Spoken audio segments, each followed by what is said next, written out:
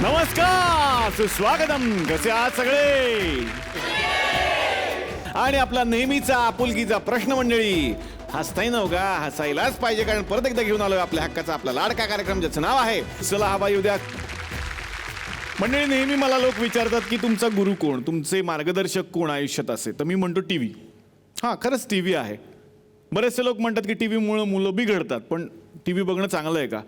मला असं वाटतं की काय बघायला पाहिजे आणि काय बघायला नाही पाहिजे हे जर आपल्याला कळलं तर टी व्ही सारखा उत्तम मार्गदर्शक नाही. याच टी व्हीनं मला दिली आपली लाडकी वाहिनी झी मराठी, ज्या झी मराठीशी गेली जवळपास 10 वर्ष मी संलग्न आहे आणि त्या कुटुंबाचा मी भाग आहे, याचा मला प्रचंड अभिमान वाटतो.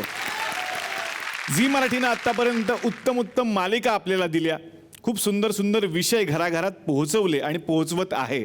पण झी मराठी आता पाऊल ठेवत आहे नाट्य निर्मिती क्षेत्रामध्ये. 2 अतिशय सुंदर नाटकं झी मराठी आपल्यासाठी घेऊन आलेलं आहे. मी जेव्हा लहान होतो तेव्हा पेपरमध्ये वाचायचो एका नाटकाचं नाव अलबत्या गलबत्या. मंडळी, लहानपणची तीच गंमत परत एकदा झी मराठी आपल्यासमोर घेऊन येत आहे. नाटकाचं नाव आहे अलबत्या गलबत्या. आणि याच निमित्तानं या मंचावरती आपण आमंत्रित करूयात या नाटकाचे लेखक. जोरदार टाळ्या झाल्या पाहिजेत सन्माननीय रत्नाकर मतकरी सरांसाठी.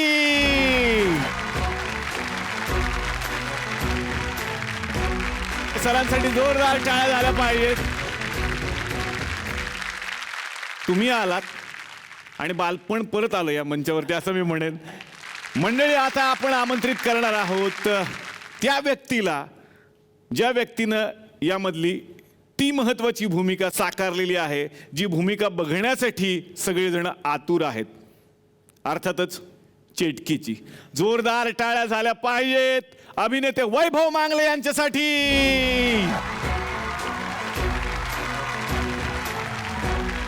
वैभव सर, मी बसण्याची विनंती करतो. आणि आता आमंत्रित करूयात या नाटकाचं दिग्दर्शन ज्यांनी केलेलं आहे चिन्मय मांडलेकर यांच्यासाठी. जोरदार टाळ्या. क्या बात आहे. आणि मंडळी, आता मी वळणार आहे झी मराठीच्या दुसऱ्या नाट्य निर्मितीकडे. खरं तर 400 वर्ष जुनं हे नाटक पुन्हा एकदा रंगभूमीवर आणण्याचं धाडस झी मराठीनं केलेलं आहे आणि त्यांच्या या प्रयत्नांना आकार दिलेला आहे दिग्दर्शक चंद्रकांत कुलकर्णी यांनी. नाटक आहे हॅमलेट. जोरदार टाळ्यांनी स्वागत करूयात दिग्दर्शक चंद्रकांत कुलकर्णी यांचं. वा वा सर, स्वागत. आणि मी बसण्याची विनंती करेन. हॅमलेट हे पात्र ज्यांनी साकारलेलं आहे, जोरदार टाळ्या झाल्या पाहिजेत अभिनेते सुमित राघवन यांच्यासाठी.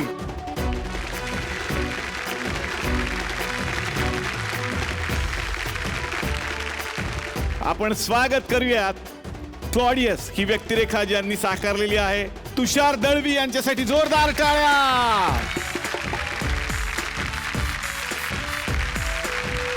सर, मनापासून स्वागत. आणि यानंतर गर्टरूट ही भूमिका ज्यांनी साकारलेली आहे अभिनेत्री मुग्धा गोडबोले यांच्यासाठी. जोरदार टाळ्या. स्वागत. स्थानापन्न होण्याची विनंती करेन. यानंतर ऑफेलिया ही भूमिका ज्यांनी साकारलेली आहे मनवा नाईकसाठी. जोरदार टाळ्या.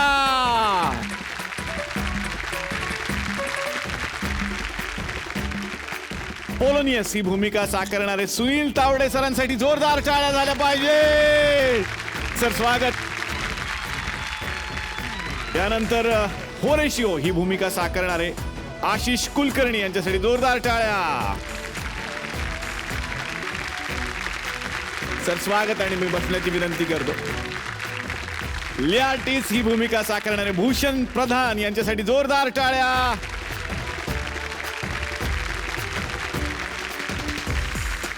रणजित जोग यांच्यासाठी. जोरदार टाळ्या. नाही, नाव घ्या. तुम्ही जी व्यक्तिरेखा साकारलेली आहे त्याचं नाव सांगा सर. रोझनक्रॅन्स. हे बराच वेळ कानात सांगतात, मला खरंच कळलं नाही. पण स्वागत. आणि मी बसण्याची विनंती करतो. कसं आहे, आम्हाला 5वी नंतर इंग्लिश आलं. तुकरेटवाडी आज धन्य झालेली आहे आणि तुकरेटवाडीचं रंगरूप पालटलेलं आहे. मला तुम्हाला सांगायला आवडेल सगळ्यांनाच, कारण तुकरेटवाडी पहिलं नुसतं गाव होतं, आता आदर्श गाव झालेलं आहे. म्हणजे काय सरकारने नाही ठरवलं, आम्हीच ठरवलं आदर्श गाव आहे म्हणून. आणि बऱ्याच दिवसांनी चिन्मय मांडलेकर आले. म्हणजे साधारण 15 दिवसांनी. 15 झाले. 15 दिवसांपूर्वी चिन्मय मांडलेकर आले होते आणि इतके घरातले की आज जॉगिंग करता करता त्याच कपड्यांवरती आले. म्हणले आज एक एपिसोडच करून घेऊ बाबा, इतके ते घरातले झालेले आहेत. पण ही घरातली मंडळी आहेत आणि त्यांचं मनापासून स्वागत करतो. सुरुवात करणार आहे मी अलबत्या गलबत्या या नाटकापासून. वैभव, आता तुमच्याकडे येणार आहे. दिलीप काकांनी ही भूमिका गाजवलेली आहे आणि आता तुम्ही ती रंगमंचावर घेऊन येताय आणि तितकीच उत्सुकता आहे आम्हाला. कसं वाटतंय? खूप मस्त वाटतंय. चेटकीची भूमिका करताना दिलीप काकांचं एक यूट्यूबला अगदीच छोटीशी क्लिप आहे, तर मी ती बघितली होती की ते नेमकं काय करायचं तेव्हा वगैरे. पण दिलीप काकाने फार सुंदर पद्धतीने चेटकी साकारली होती. फार गोंडस आणि गोड दिसणारी चेटकी होती ती. मुलांच्या मनात आजही मला असं वाटतं की जी चेटूक, चेटकी, राक्षस याच्याबद्दल जी उत्सुकता असते, जी एक 5-6 वर्षाच्या मुलांपर्यंत ती टिकून असते, तर मला वाटतं त्या मुलांना जास्त आकर्षित करणारी ही गोष्ट आहे. सो मुलांच्या गोष्टींमध्ये जुनं म्हातारं वगैरे सर असं अजिबात नाही आहे, ते नेहमी तरुणच असतं. सो मला आज करताना सुद्धा मला रिफ्रेश झाल्यासारखं होतं. सुमित, आता तुमच्याकडे येणार आहे. खरं तर प्रत्येक अभिनेत्याची इच्छा असेल की हॅमलेट ही व्यक्तिरेखा साकारायला मिळाली. अगदी अगदी. कसं वाटतं? नट म्हणून हा एक ड्रीम रोल आहे. म्हणजे ह्याच्यापेक्षा अजून काय मोठं असू शकतं की हॅमलेट तुम्हाला करायला मिळतोय आज. म्हणजे नावं जर घेतली तर म्हणजे बेनेडिक्ट कम्बरबॅच आहे किंवा लॉरेन्स ऑलिव्हिया आहेत, कुठेतरी सुमित राघवनचं नाव आता घेतलं. नक्कीच घेतलं जाणार. पण जोक सपाट. पण हे एक शिवधनुष्य आहे.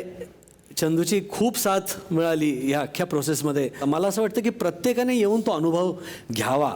ज्या पद्धतीची विजन चंदूने आणि त्याच्या सगळ्या टीमने उभी केली आहे, त्याला ती अनुभवण्यासाठी तुम्हाला रंगमंचावर हा प्रयोग बघणं गरजेचं आहे. आणि आता आपण वळणार आहोत तुकरेटवाडीतल्या नाटकाकडे. आमच्याही गावामध्ये वारा आलेला आहे हॅमलेटचं. पण कसं आहे की ते हॅमलेट फारच ग्रेट आहे, त्याला आपण हात नाही लावू शकत आहे, म्हणून आम्ही एक वेगळं हॅमलेट बसवलंय. कथा थोडीफार जवळची वाटू शकते, शकते असं मी म्हणतो. आपण आता एक वेगळं हॅमलेट केलेलं आहे की आणखीन थोडं मराठी भाषांतर त्याचं ग्रामीण भाषेत. मराठी भाषांतर मराठीचं आणखीन ग्रामीण भाषेत भाषांतर आम्ही केलं. तर आपलं आहे ग्रामीण हॅमलेट, अर्थात घे पंगा कर दंगा. बघूयात काय आहे या नाटकात.